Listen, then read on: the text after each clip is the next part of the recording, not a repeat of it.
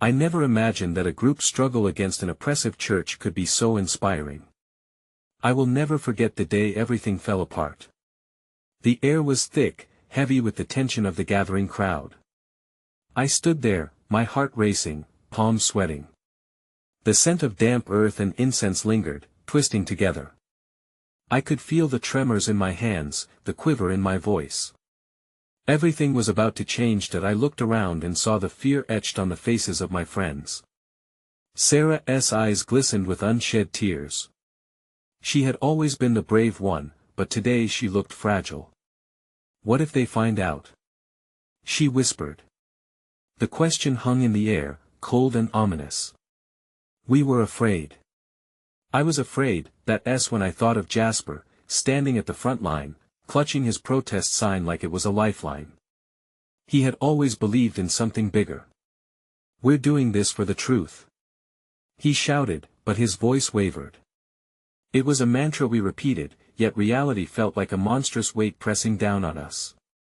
Back in the shadows, the church loomed, an iron fortress of dogma and control. They had silenced dissent for too long.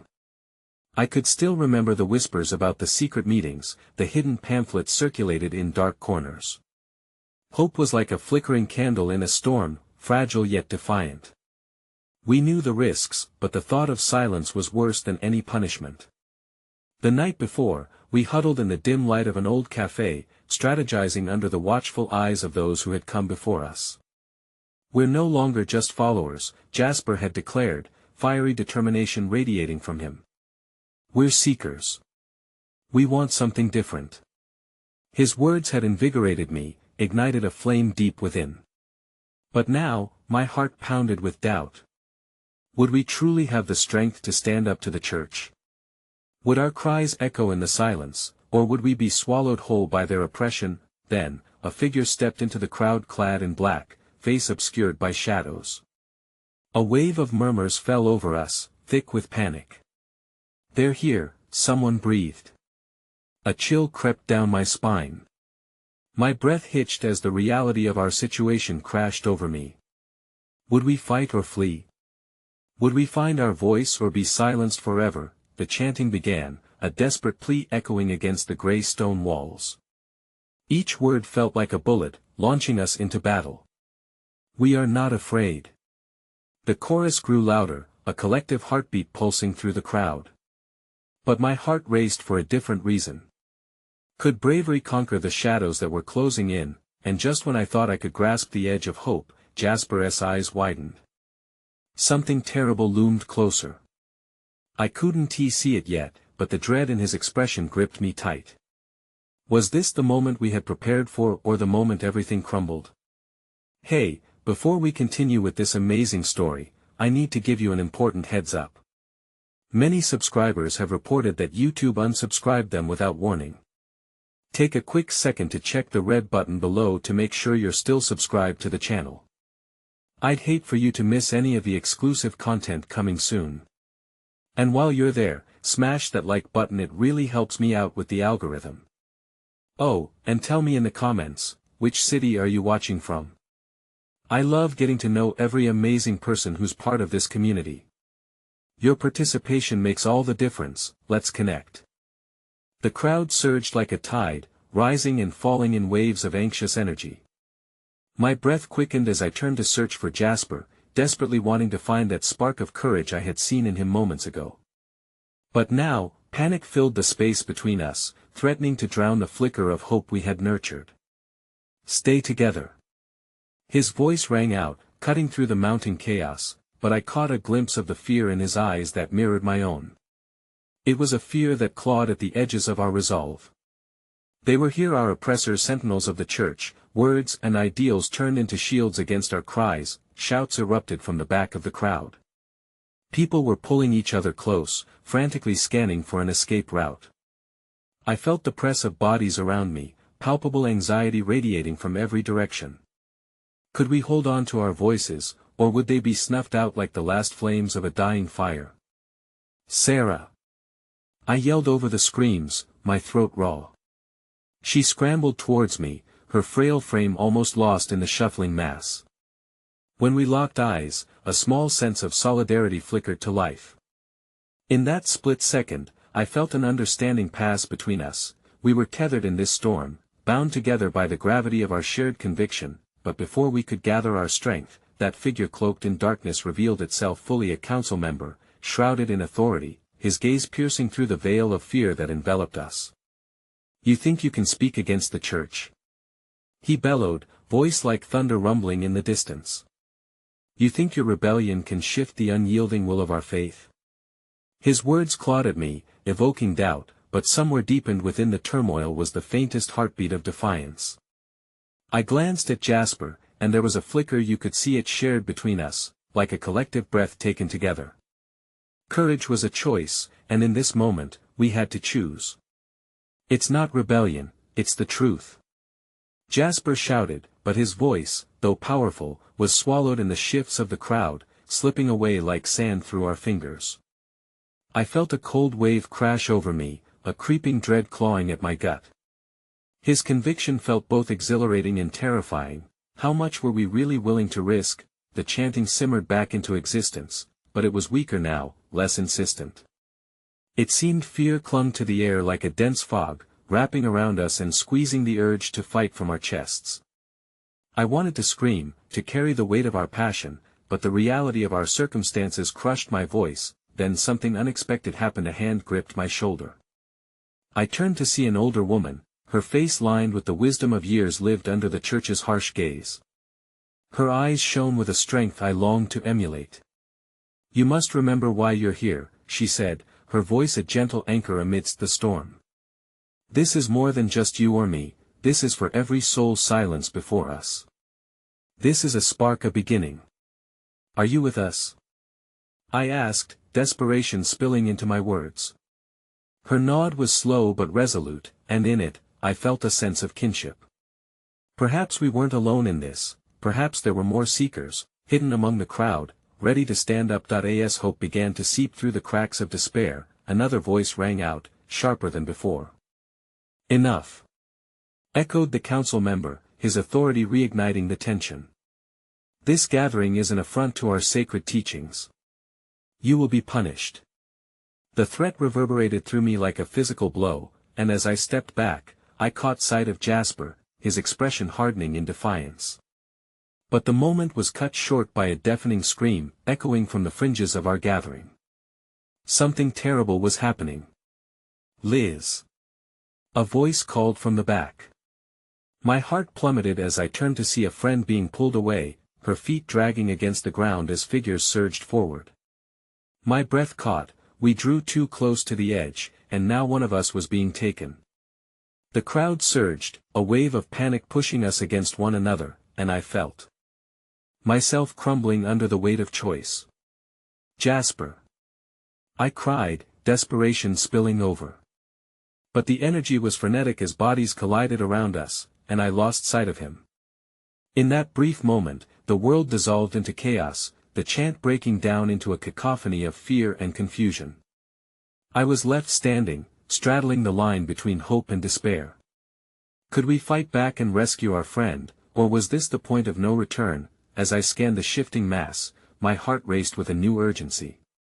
The shadows were closing in, not just from the church but from the chaos within ourselves. Would our growing courage light the way, or would we be lost in this darkness?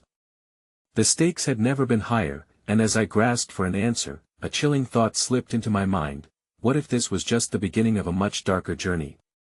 My heart thumped a wild rhythm as I pushed through the throng, the screams of panic filtering through my mind like static. I had to reach Liz. I had to do something. The crowd squirmed and twisted around me like a living entity, one that surged forward with chaotic energy and yet threatened to swallow me whole. "Let her go!" I yelled, desperation fueling my voice as I fought against the current, inch by agonizing inch. But the shadows around us were formidable, and their grip tightened around Liz, pulling her closer to the dark figure of the council member who had called forth this storm. "Help!" she cried, straining against her captors, her eyes wide with terror. They were merciless, and with every pleading glance exchanged, that simmering hope in my chest flickered like a candle in a strong breeze. I needed Jasper. We needed him. Stay together. I had heard Jasper's urgency in that fleeting moment, but now the very notion of unity felt like sand slipping through a sieve. My surroundings spun, faces blending into a blur, shouts dissolving into indistinct noise. I wrestled with the thought that perhaps this was what a false sense of strength felt like, visible yet intangible, easy to reach out for, yet impossible to hold. Suddenly, in the wake of Liz's cries, an older gentleman stepped into the fray, his gray hair wild and a stance that radiated defiance. "Let her go!" he shouted, arms extended as if to shield Liz from the very darkness that threatened her.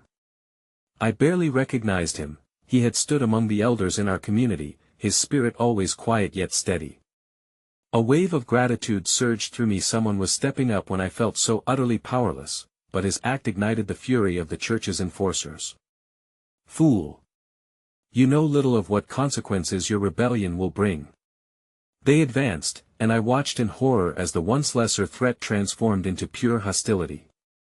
There was no room for empathy in their eyes, only cold certainty. "Stop!" I found myself echoing Liz's pleas, my voice rising in a frantic chorus. This had gone too far, we could not lose another. From the deep recess of my heart, I felt that indomitable spark kindling anew, stirred by fear but now blazing with an unexpected fierceness. Seeing the few willing to stand granted me unexpected courage, an ember in the gloom. Amid the turmoil, I met the older woman's gaze again, her expression affirming that solidarity we had shared. "Stay strong, child. Let them see that their fear cannot quiet your spirit." With those words, she made her way through the throng, distinct from the chaos, and I followed her lead. "Together!" I cried, the notion flooding from my lips. "Together, we can't let them silence us." Slowly, as if pulled by an otherworldly force, people began to latch on, first uncertainly, then with renewed vigor. A circle began to form, their outstretched hands bridging the gaps between us. The chants flickered back to life, hesitant yet resolute, as the names of the just, those who had been lost in the shadows of oppression, filled the air. But then, another shriek pierced the moment, a deafening sound that cut like glass. The council member had unleashed some manner of guard, a hulking figure amongst us, eyes alive with ferocity, muscles tensed like tightly coiled steel, ready to spring, ready to crush. I felt a pit of dread open in my stomach. In that instant, a thought struck me with chilling clarity. What if this was orchestrated? What if the chaos, the fear, was a cunning tactic designed to separate us, to break our spirit? My heart sank. This was no mere retaliation, it was calculated. Suddenly, a flicker in the corner of my eye caught my attention. A familiar silhouette. Jasper stood on a raised platform, fighting off those who sought to scatter our stand. His face grimy, determination etched into every feature. "Keep fighting!" he bellowed, but before he could disappear into the tumult, he locked eyes with me, that fire in his gaze igniting an inferno within my soul. But just as confidence surged through me, his brave heart abruptly faltered as two figures surged at him from either side, each set to ambush. "Jasper!" I shouted, voice submerged in the rising tide of despair. I had to act, I had to do something before all would be lost, and then it struck me. I had seen the way the crowd responded to their elders, the way bravery ignited from companionship. Perhaps we could withstand this onslaught if only we stood united, if only we could raise the conviction of our voices above the rumble of fear. Before I could ponder any longer, a horrifying acknowledgement swept over me. A figure had slipped among the shadows, unnoticed by the rest. A cloaked figure with a distinct emblem sewn into the fabric, the church's insignia. My breath hitched in sudden realization there were spies among us. That I turned to warn Jasper, but the crowd surged yet again, thrusting me toward the unknown. Chaos erupted around me like sudden lightning, and in the ensuing pandemonium, my thoughts spun wildly as I staggered back, grappling with the realization that survival now hinged upon more than courage. It required a pact forged in the fires of firestorm and sacrifice. Jasper's voice cut through the roar as I lost him in the flow of bodies. "No one is alone. We will not be silenced." His chant echoed, even as despair threatened to pull us under. But in that moment, a bone-chilling truth dawned: who would be the first to break under the rising tide, and could we withstand the weight of our own rebellion? Vulnerability seeped into my core like poison, leaving a lingering question in the air: was this brave stand the birth of something powerful, or the ultimate catalyst for our downfall? Each heartbeat echoed in my ears, pounding a relentless rhythm as the crowd roiled around me, panic beginning to morph into defiance. I strained to locate Jasper, but the swirling mass swallowed him whole, and each second felt like an eternity as fear clawed at my insides. The connection I felt to him, to Liz, to everyone fighting together, was so real and yet so fragile, a gossamer thread that threatened to unravel with the slightest breeze. Together. I pressed against the tide, my voice mingling with the frantic shouts of others who shared this desperate moment. I closed my eyes and focused on the warmth of the hands clasped within mine, a tangible reminder that we were a collective force, an intertwined spirit that could not easily be extinguished. But as I fought to maintain that unity, a crack of anguish shattered through our group. I turned, searching in horror to find that old man, the one who had stood firm for Liz, now caught beneath the cruel embrace of an enforcer, who lifted him as if he were a mere feather. I reached out as if the distance could be breached by sheer will, but my cries were swallowed whole by the chaos.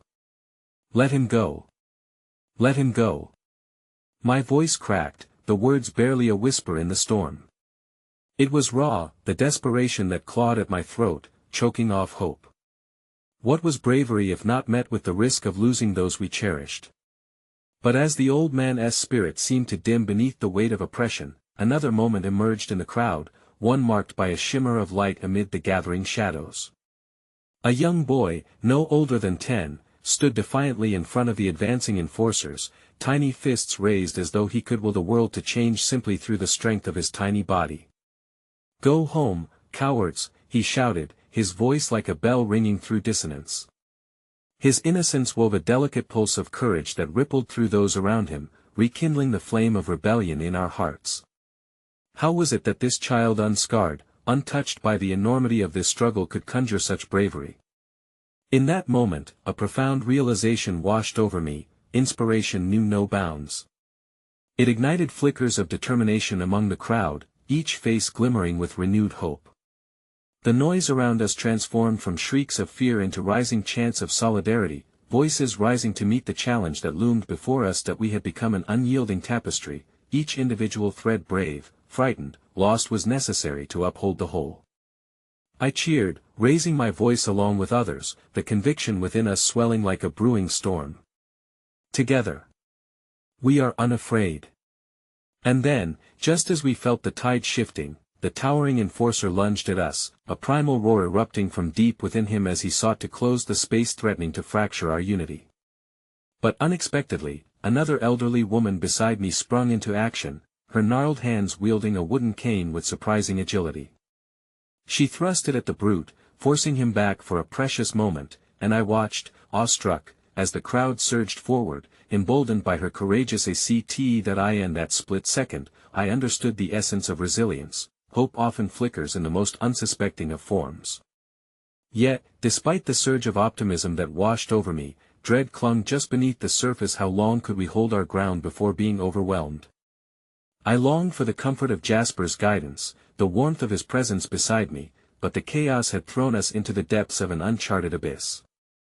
There was no telling when I would see him again. As an electric silence enveloped the area, I caught sight of the cloaked figure meandering through the throng, a sight I had almost dismissed, yet now seemed an ominous harbinger of betrayal. My heart raced with a piercing sense of dread as the figure winked toward the council member embroiled in the madness.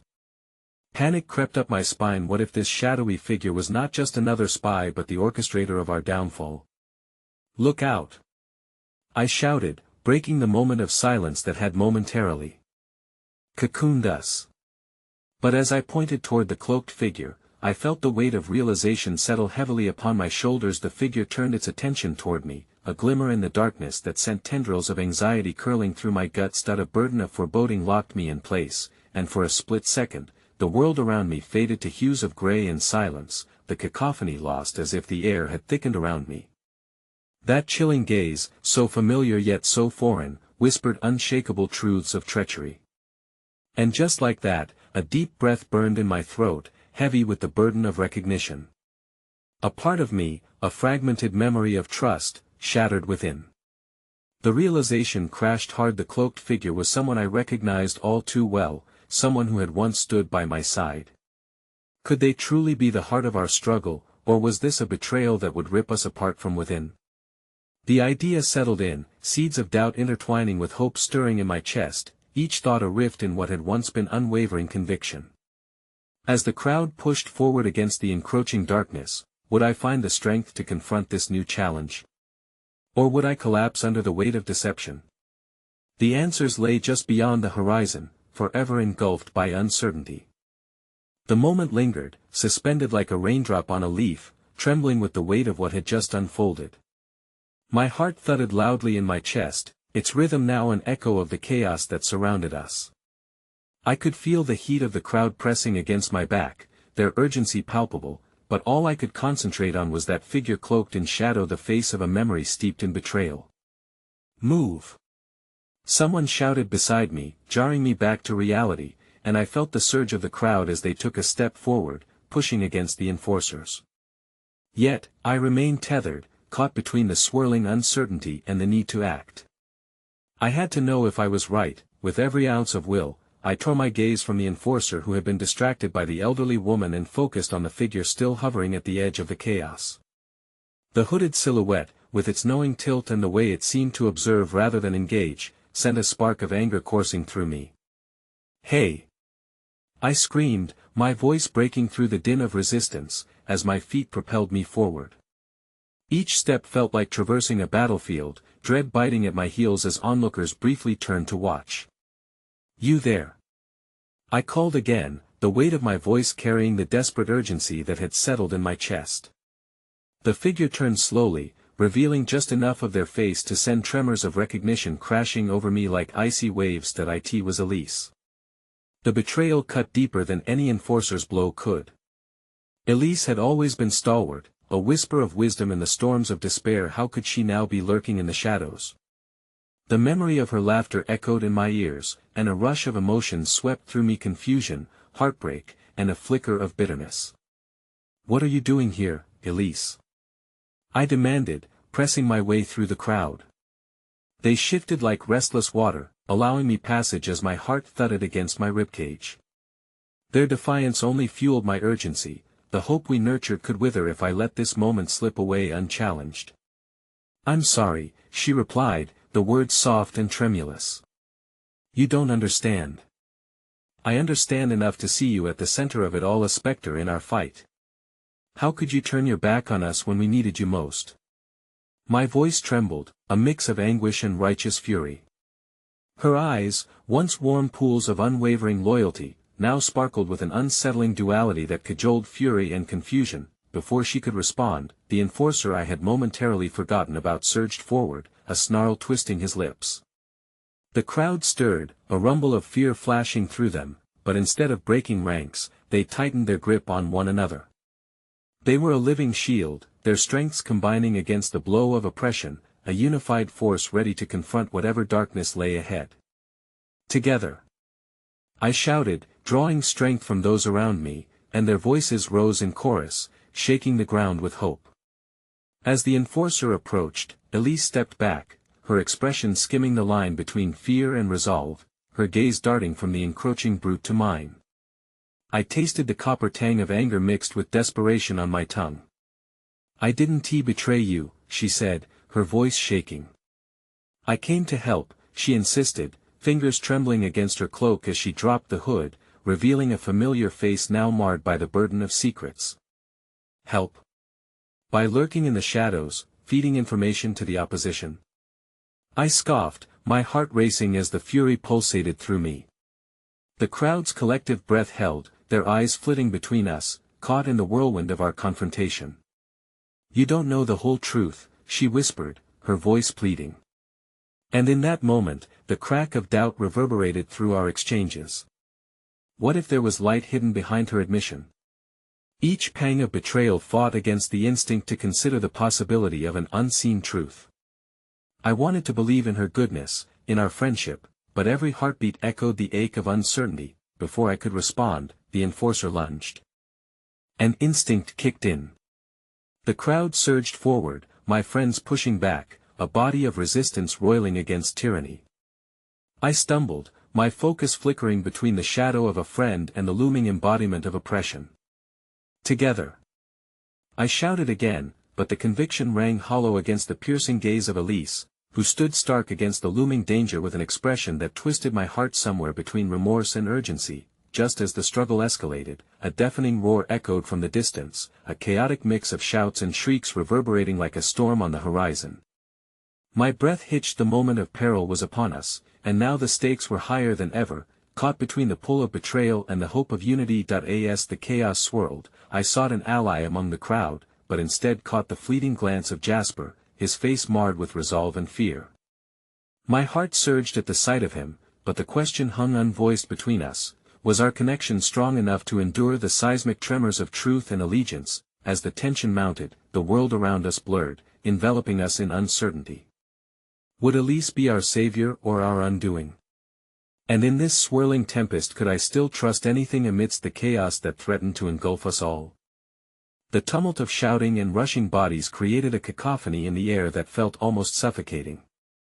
I was caught in the thick of it, suspended between the urge to fight and the tangled emotions swirling within my soul.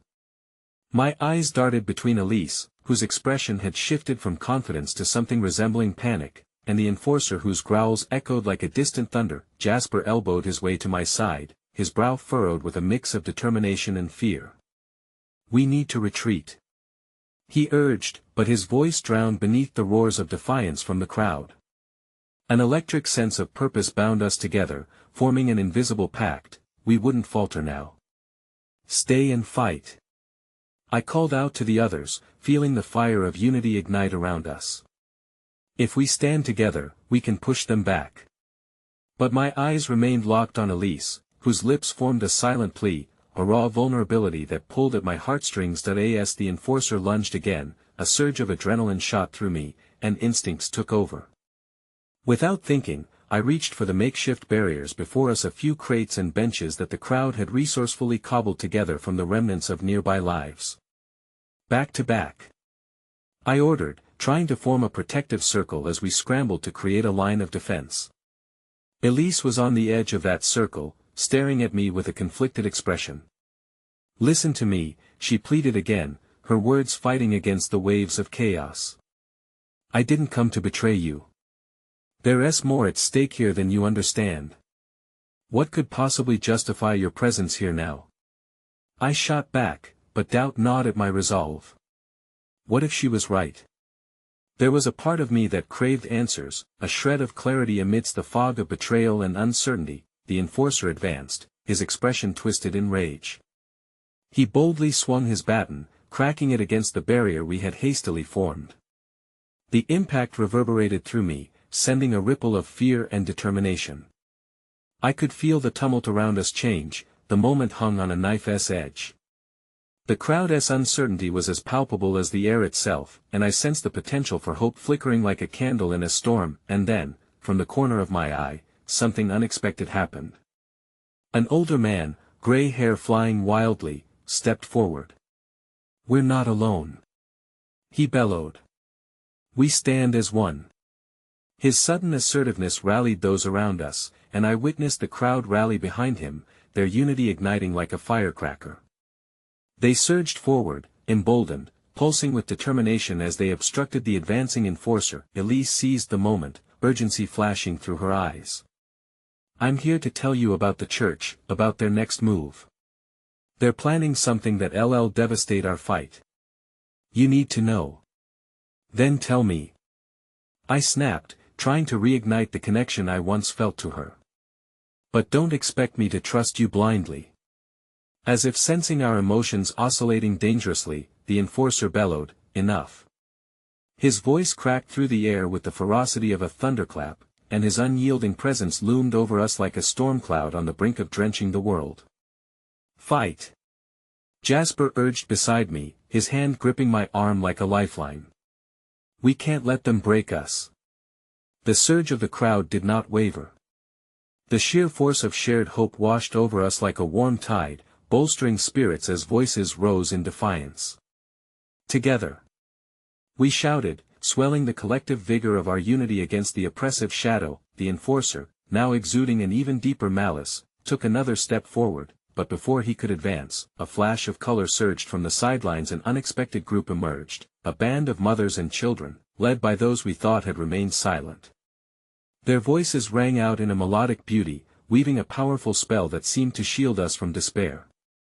Together. They sang in unison, their harmonies lifting, merging with our fervent cries. My heart swelled as the realization struck, even in darkness, there existed the flicker of resilience, and in their unity, hope began to cement itself as a possibility. But even in this moment of grace and unexpected kindness, the shadows of uncertainty refused to release their grip. The enforcer zeroed in on that alliance, rage gathering in his fists as he gnashed his teeth in vain. Then Elise stepped closer to me, breaking my reverie, her presence both a balm and a thorn. "Please, trust me. There are forces at play within the church that you don't know," she urged, desperation lacing her tone. "You've always fought for something bigger than any one of us. Don't let this be your end. There's a strike planned against the heart of the city, a late-night service that will see us crushed if we don't act first." My heart raced as her words landed, capturing the pieces of my fractured trust. She might have withheld truths, but could I afford to ignore this warning? It felt like standing at the edge of a dark abyss, one foot dangling over the precipice of a trust one yearned to reclaim against the tide of betrayal. As the enforcer lunged forward, his movements a dark blur, I shouted to the crowd, "For our home. For our future." But even as I cried out, filled with fervor, I glanced back to Elise, whose eyes shimmered with something more than fear. She seemed to sense my hesitation, her hand brushing against mine. "Together, right?" she asked, hope mixing with urgency. "Together," I echoed, dreading the weight of what we had yet to face. Then came the shattering of glass echoing through the air like a siren's call, a signal for chaos, and it struck me that Elise's presence and words might have consequences we could not anticipate. Would trusting her lead us to salvation or destruction? As the enforcer pressed closer, surrounded by a wall of resistance that faltered in moments of doubt, I again gazed at the faces around me, anchored in the belief that perhaps the tide could turn yet, but the ground beneath our feet trembled, like the fragile hope that now tethered us, caught between uncertainty and the gathering storm. The shattering glass was a harbinger of chaos I had feared, splintering resolve and shoving fear deep into the heart of our united front. Murmurs of confusion rippled through the crowd, powerful voices that had surged just moments before faltered as panic set in. I scanned the faces around me, some wide-eyed with terror, others intent on maintaining the fragile barrier we had formed. But fear is infectious, and I could feel the undercurrents swirling, threatening to wash away our hard-fought sense of purpose. "Stay close," I shouted, my eyes darting to Jasper, who stood resolute beside me.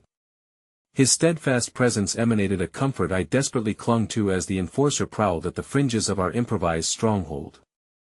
Elise was nearby, her face a tapestry of emotions, fear, desperation, and perhaps a glimmer of the hope that threatened to escape her grasp. "Can you be the one to lead?" Jasper's voice shook slightly, underscoring the weight of expectation that fell heavily upon me. It was both a question and a challenge, one that tethered our collective destinies in a moment bursting with uncertainty. I can try," I replied, unsure but driven by the gaze of those who relied desperately on the hope we could extend to each other. Somehow, I could feel the electricity of our unity, even as cracks threatened to form. Gathering myself, I took a deep breath, my voice rising above the sound of fear. "We've stood together through darkness before. We can do it again. Remember why we fight." Elise stepped in front of me, her vulnerability sharpening into fierce determination.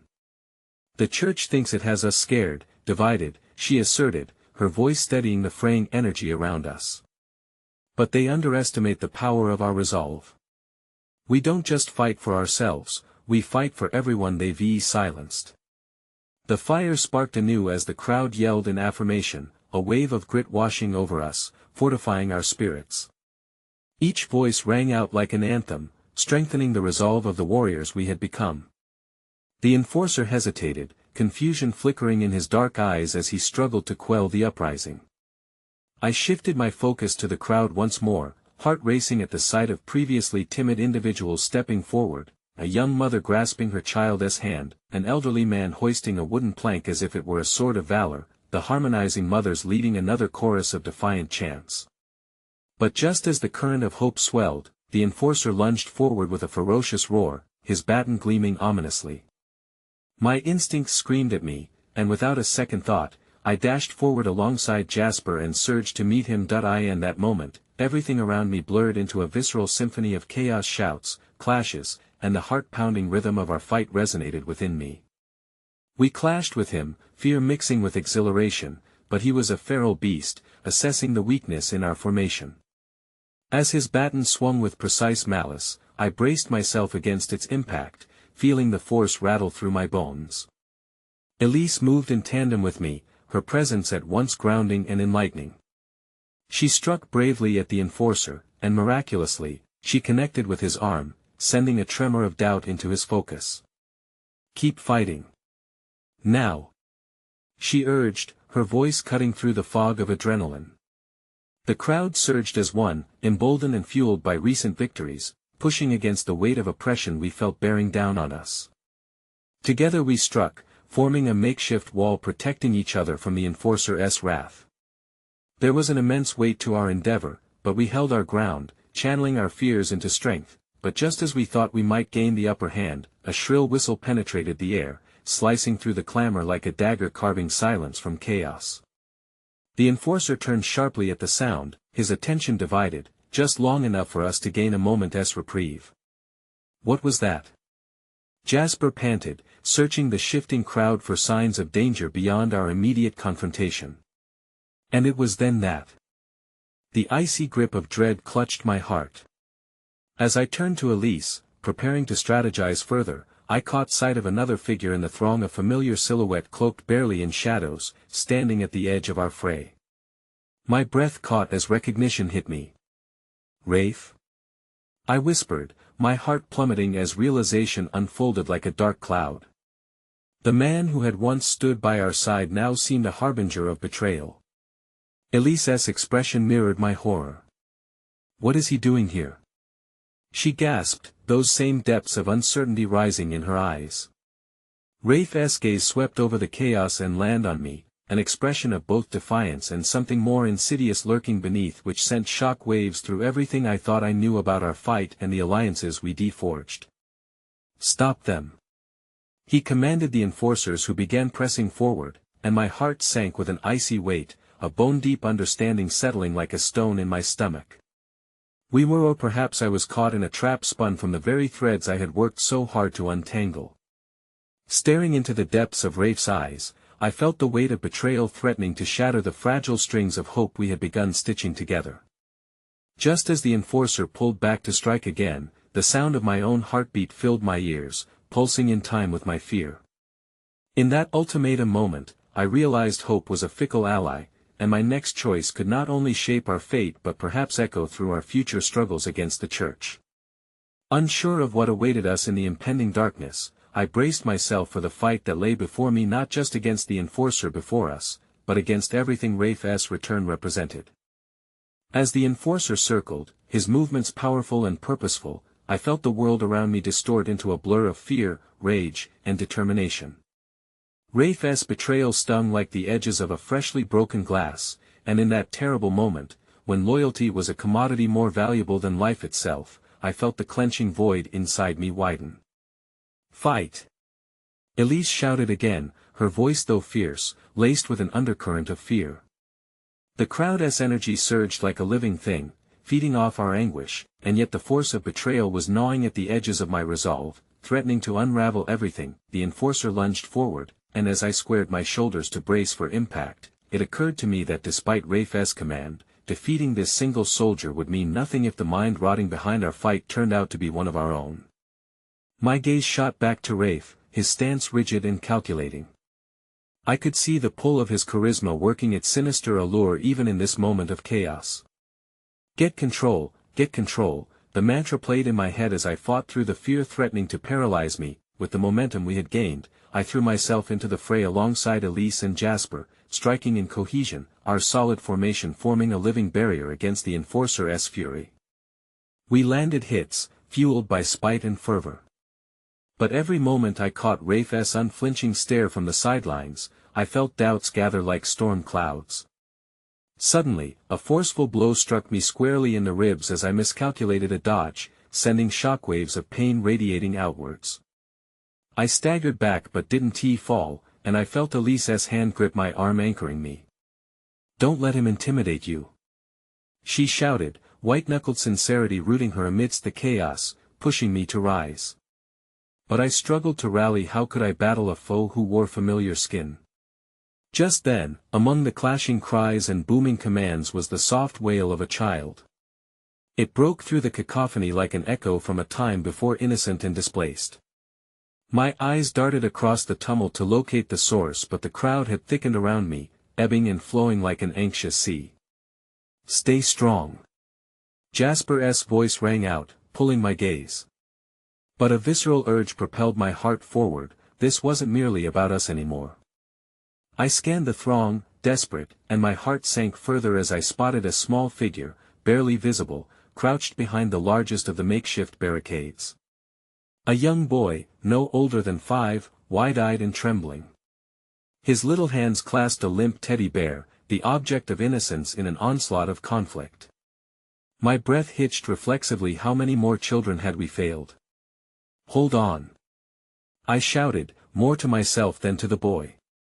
Instincts collided with a firm resolve that I had to protect the fragile heartbeat of hope from being swallowed in shadow. They deserved more than to witness what despair birthed in our struggle. But as I pushed toward the child, the enforcer charged again, and I barely ducked as his baton struck down where I had been standing only a second before. Enraged, I countered, landing a desperate kick to his knee, but it merely staggered him.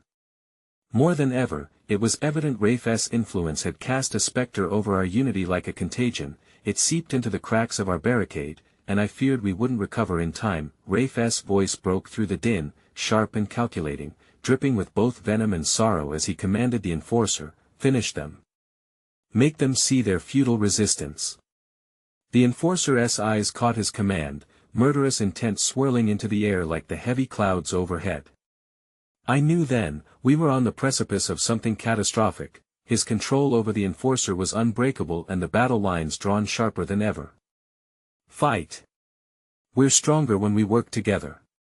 Elise's rallying cry pierced through, yet despair crept in as memories of camaraderie began to fade, shadows slinking into their hidden corners where even hope had begun to wither. Gathering my breath, I charged again.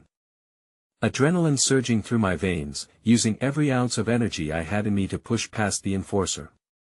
"We need to protect the child," I shouted, trying desperately to refocus the crowd.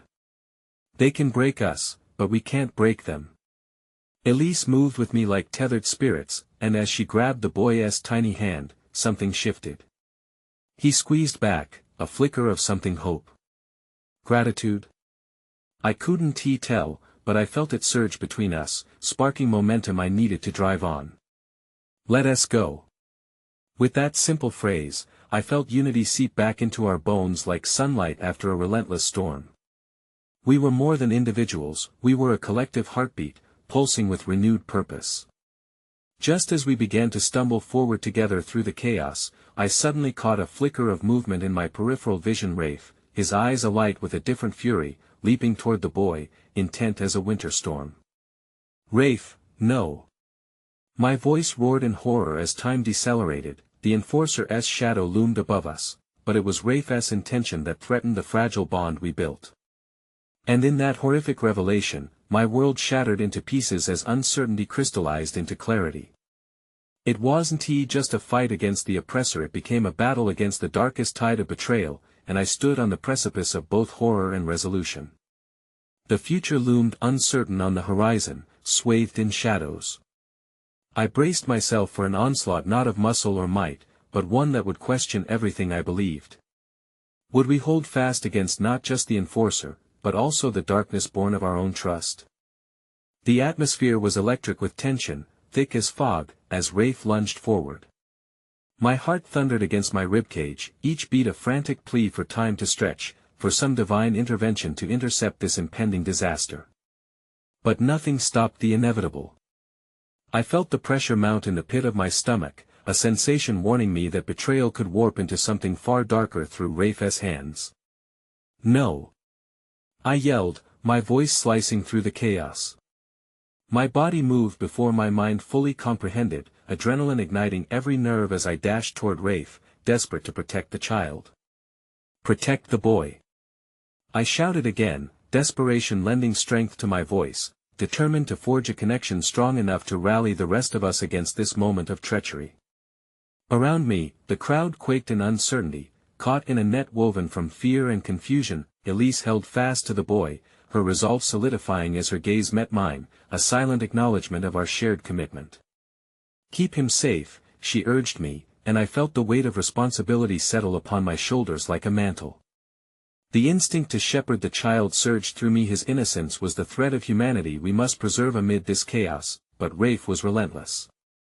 He swiveled with fierce precision, his posture brimming with malice as he reveled in the conundrum he had created. You're all fools, he sneered, his voice cold and slicing through the din of battle like a knife. Believing you can be united against something that resides within. Then, the enforcer launched forward, his weapon a piercing blur aimed directly at me. I twisted just enough to evade the blow, my instincts propelling me through the opening I created. I could feel the air whoosh past me as the baton came crashing down, breaking the ground inches from where I stood. Rafe! I roared, fury bubbling over. Everything felt constricted, as though the very air around us thickened with darkness. This isn't who you are. You don't have to be their puppet. I turned, desperate for the support of others, hastening the urgency of our combined strength. But Rafe's eyes glinted a flicker of something buried deep within, an understanding I thought long vanished. You can't save me, he replied, his tone dropping dangerously soft. Just embrace the truth of it all. It's better this way. He seemed so aloof in the haze of battle, a figure emerging from the shadows of my memories, and I felt briefly unmoored, floundering against the currents of betrayal. Yet my determination surged. You're not lost, Rafe. Remember who we are. I shouted, my plea echoing through the compartments of our shared histories. Just as I charged again, I caught the briefest glimpse of the boy watching, his innocent face twisted with fear, his teddy bear clutched like it was the last remnant of hope. In that fragile moment of clarity, my resolve crystallized. I could not abandon our purpose, not when the essence of our fight had never been about the leaders but about the people. They had to feel seen, feel hope. Fueled by this realization, I slipped through the chaos, navigating the melee with the precision of desperation. As I neared Rafe, the enforcer turned, detoxifying rage suffusing his presence. Enough of this. He bellowed, lunging toward us with an intimidating fervor, but it didn't matter which one of us took a stand against him. We were more than just bodies on the battlefield. We represented a collective will that could not be snuffed out by fear alone. I felt Elise's courage still coursing through me, infectious in its strength. Together. She called, her voice rising like a beacon. It was this call for unity that pulled me forward, and as I sprinted, I forged an ephemeral connection to a flicker of something redemptive within Rafe beyond the walls that encapsulated him. Hold on to who you are. I cried out, rhythmically pounding the ground beneath me, and in the thick of emotion we shared, the enforcer struck again. Crisp sounds crackled around us. Elise cried out, and the boy stumbled backward, confusion lighting his tiny face like a candle amidst the dark. But it was not Elise's voice brimming with anguish that snagged my heart, it was the boy's soft whimper that broke through the tumult of violence, cutting through the air like an arrow piercing shadows. I turned, again noting the flicker of life that resided there, the hope nestled in that tiny frame. Our hope. Just then, a sudden lurch in the crowd ensued, a tide shifting as the surge of humanity echoed the child's vulnerability. People jumped to protect the boy, creating a wall of bodies, their commitment converging like a symphony igniting hope and purpose. Yet the enforcer seized this moment of distraction, launching himself with violent fury, his weapon aimed to strike down, and my heart plummeted as I lost sight of Rafe amid the chaos. No! I screamed, the plea escaping like air from a ruptured balloon, an echo of a desperate fight. Time slowed as I moved through the tumult. Rafe's south figure wavered dangerously close to death's embrace, caught between the fangs of a tyrant and his own fractured identity. I had a choice to make: reclaim a friend lost to darkness or shield a child the embodiment of our future from a fate carved in despair. Could I still save him? Or was this the moment Rafe cemented his descent into shadows? In that breathless interval, the lines between right and wrong began to blur, and I felt the cold grip of fate brushing against our destinies. In that suspended moment, as the enforcer charged forward, I caught Rafe's frantic gaze. He seemed lost, untethered. Was this what he truly wanted, or was he still fighting against his own nature? Before the world could spin out of control, I launched myself into the fray, intent on bridging the gap that fate had created between us before it was too late. And in the liminal space between duty and desperation, everything teetered on the precipice of revelation and ruin. The collision of bodies echoed in the air as chaos devolved into a symphony of conflict, like an orchestra playing a dissonant crescendo. I felt raw, exposed. The enforcer loomed, his presence an embodiment of everything oppressive. It was as if fear itself took form, pushing against every ounce of hope I had left. But amid the turmoil, one thought pulsed through my veins: I wouldn't let fear dictate my actions any longer. Do not let fear into your heart. I screamed, summoning every ounce of strength from the crowd surrounding me. The echo of my words filled the air, pushing past the cries of despair. As I turned to face Rafe, fear battled confusion within me. You can stop this, I shouted, desperation molding my voice. Join us.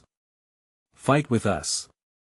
For a brief flicker, I saw his eyes shift, perhaps touched by the memory of friendship we once shared. My heart surged forward, grasping at the threads of lost connections, hoping to weave them back into a fabric strong enough to withstand the storm. Enough. The enforcer's roar surged through the air, snapping me back to the present.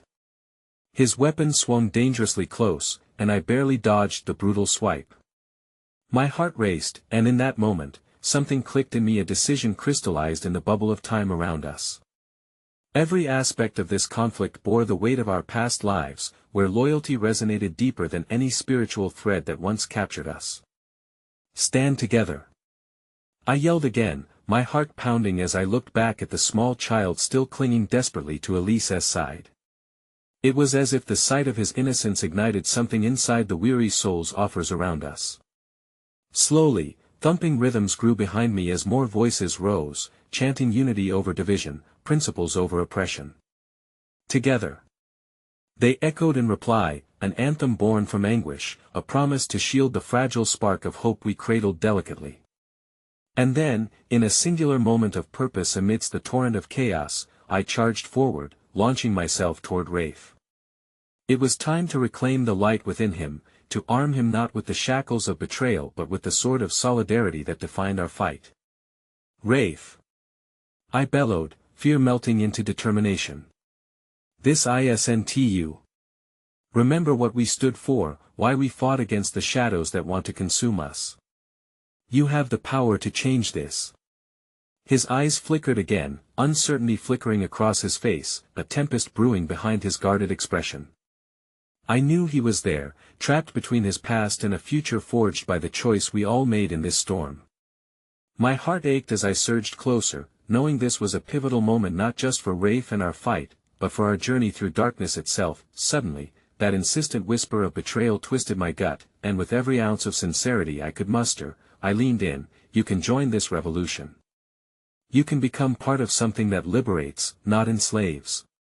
The enforcer recoiled, stunned by my words, caught off guard by the fire igniting the air between us. In that singular instant, I glimpsed the vulnerability beneath Rafe's hardened exterior, and it was then that the cracks began to show. It was as if the light of recognition illuminated the corners of his heart. They will crush us. He hissed through clenched teeth, eyes darting to the enforcer, to the anarchy surrounding us. I'd rather be crushed in the fight for truth than live in the shadows of deceit, I challenged, my voice fierce with conviction, rallying the spirits of those beside me, unmasking hidden strength that lay dormant, waiting for this moment of reckoning. What about her?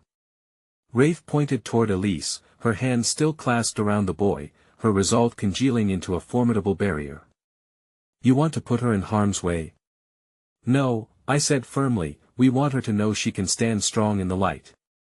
It was a challenge to him as well, urging him to see the fragility of the path he had chosen and its repercussions on those we loved. His breath hesitated, like the ever-thinning thread of hope, and I could see the storm rage within him. They'll never let you win, he muttered, voice dropping, his resolve wavering. With every beat of my heart, I surged forward. Let us try. Let us fight together, as we were meant to. You were not born within the walls of the church, Rafe, you were forged by them. You hold the power to rewrite your destiny. It was as if we both stood upon the edge of a precipice, teetering between loyalty and rebellion.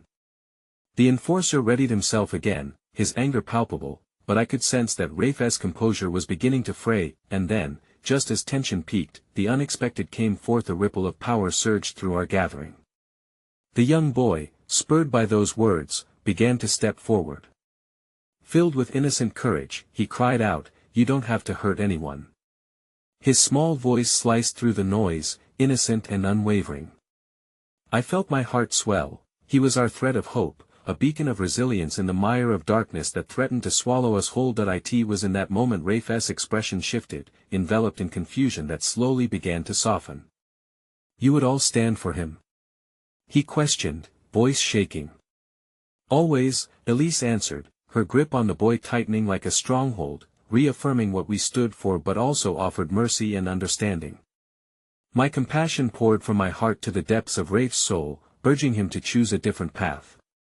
The world slowed around us, and the tension encompassing the crowd pulsed with uncertainty as Rafe's demeanor shifted from that of defiance to confusion and perhaps longing. Everyone fell into a pin-drop silence that urged for him to reclaim his own narrative. Come back, I whispered almost reflexively, but it fell on the air like a breath, laden with yearning. The moment stretched, the crowd collective Rafe caught between their own courageous conviction and the darkness of his allegiance. The enforcer, realizing the tide was turning, charged forth, ready to strike. In that split second, I knew the very fabric of our struggle hinged not just on resistance but on forgiveness, on compassion. Make your choice. I urged, sensing the tightrope he walked between the light and dark, desperation surging within me. Rafe hesitated, and in that split second of indecision, something shifted. Recognition swept through him, something deeper than the fight rose within. He turned from the enforcer to me, truly seeing the flicker of hope illuminated in the midst of despair, life bursting anew with each shaky breath that echoed. Together. He murmured, vulnerability laid bare. Always, I affirmed with the weight of my soul. And just as Rafe appeared ready to embrace the fragile embers of defiance, the enforcer's weapon swung down, but Rafe sprang forth. No! He shouted, leaping into the path of that blow. It was a moment eclipsed by bravery, the iron weight of choice. He was finally choosing life. The impact reverberated like a thunderclap against the backdrop of chaos. I held my breath painfully, half-framed in disbelief as the enforcer faltered, caught off guard by Rafe's unexpected bravery. That was when the tide turned, the shouts of the crowd roared to life again, echoing defiance as our unity crystallized once more. I rushed forward with the others. Together. We shouted, our voices rising in righteous defiance. As we surged toward the enforcer, the space became electric with purpose. Rafe found ground again, his stance solidified within the very alliance he once threatened to turn against. The power of choice rooting him while clarity restored purpose to my heart. Despite the chaos surrounding us, I knew we had crossed an uncharted bridge, one built not just on the pulse of rebellion but structured firmly in forgiveness and understanding. But the enforcer retaliated, fury boiling within him, and just as I thought we had reached a tipping point, he swung wildly, desperation guiding his strikes. Yet, united, we pressed on harder, louder, a collective force of resilience fighting against everything that had ever tried to silence us. Rafe, Elise, Jasper, and the child, together we pushed against the weight of oppression, reclaiming every fragment of hope as we collided with the enforcer, driven by purpose. As his structure shattered beneath us and darkness threatened to blur the edges of victory, I realized that real strength wasn't in the fight against the shadows, it was found in bringing the light, nurturing it until the darkness trembled before it. Together, we rose, not as a mere defense against a single foe, but as a declaration of something far greater than ourselves, and amid the chaos, a clear voice rang out, "We are the light, they cannot suppress us." The outcome, still shrouded in uncertainty, felt ignited with the possibility of healing. And as our combined force surged forward, I understood it wasn't just our battle, it was a collective moment that softened our hearts, inviting forgiveness into the folds of rebellion. It was a powerful blend of emotional release, a transformation sculpted from resilience, a new dawn awaiting us, and so together, we refused to be silenced, no matter the cost. We were forged in this moment of chaos, and it was here in our unity that we would reclaim the very fabric of our future. As we surged forward with a heartful voice and every ounce of might, our chant rose, harmonizing with a purpose that echoed through the ages, proclaiming that love and light would always conquer in the end. Together, we cried, as the winds of change took flight through our shared journey toward freedom, the fissures of hope illuminating a path where shadows once roamed, our hearts entwined in a melody of liberation that would wring the very fabric of despair into light. And as the distance closed, I finally understood, it was within these scars of struggle that we learned to forge the bonds of tomorrow together, forevermore.